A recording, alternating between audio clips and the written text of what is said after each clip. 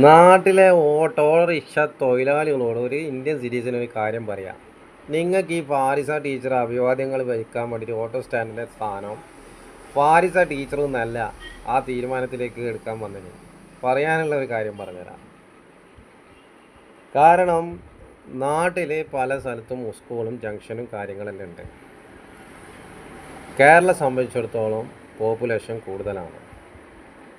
കൂടുതൽ മീൻസ് അവർക്കാർക്കും ഉറങ്ങാൻ സ്ഥലമില്ലെന്ന് ചോദിച്ചാൽ എല്ലാവർക്കും സ്ഥലമുണ്ട്.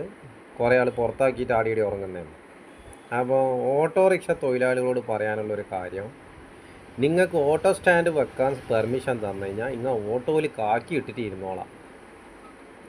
നിങ്ങൾക്ക് ഓട്ടോ സ്റ്റാൻഡ് പെർമിഷൻ തന്നു എന്ന് വിചാരിച്ചിട്ട് നിങ്ങൾക്ക് ആ സ്ഥലം മാട്ടൂർ പഞ്ചായത്ത് തന്നിട്ടൊന്നുമില്ല.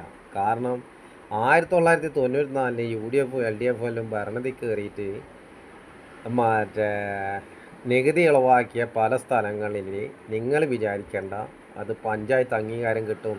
അതൊന്നും കിട്ടൂല. ഈ രാജ്യത്ത് ഏതെങ്കിലും ഒരു മനുഷ്യൻ ഒബ്ജക്ഷൻ പറഞ്ഞു കഴിഞ്ഞാൽ അതിന് അവിടെ പ്രശ്നങ്ങൾ ഉണ്ടാക്കാം.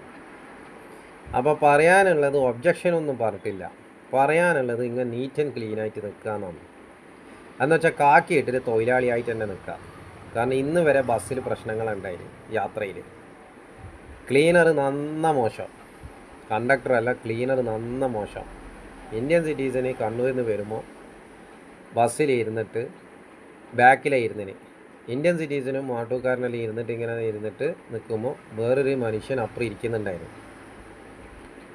ഇന്ത്യൻ സിറ്റീസൺ കയറുന്നതിന് മുന്നേ ബസ്സിൻ്റെ പേര് പറയാനില്ല, അതിന് പണി കൊടുക്കാണ്ടത്ര. എല്ലാ ബസ്സുകാർക്കും പണി കൊടുക്കണം. അതാണ് തൊഴിലാളികളോട് കാര്യം പറയുന്നത്. ഒന്നിക്കിൽ വൃത്തിയിൽ നിൽക്കുക.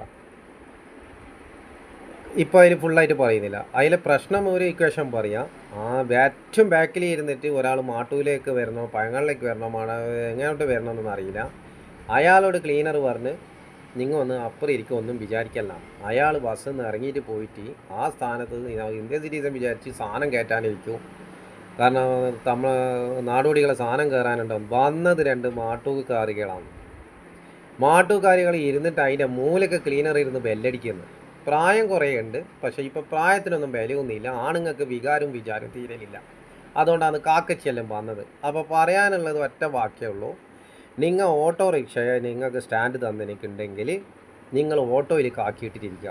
നിങ്ങൾ എവിടെയെങ്കിലും ആ നടവഴിക്കോ മറ്റുള്ള സ്ഥലത്തോ നിങ്ങൾ സീറ്റ് അടിച്ചിട്ട് നിങ്ങൾ പോകുമ്പം അവിടെ വന്നിരിക്കുന്നത് പല ആൾക്കാരുമാണ്.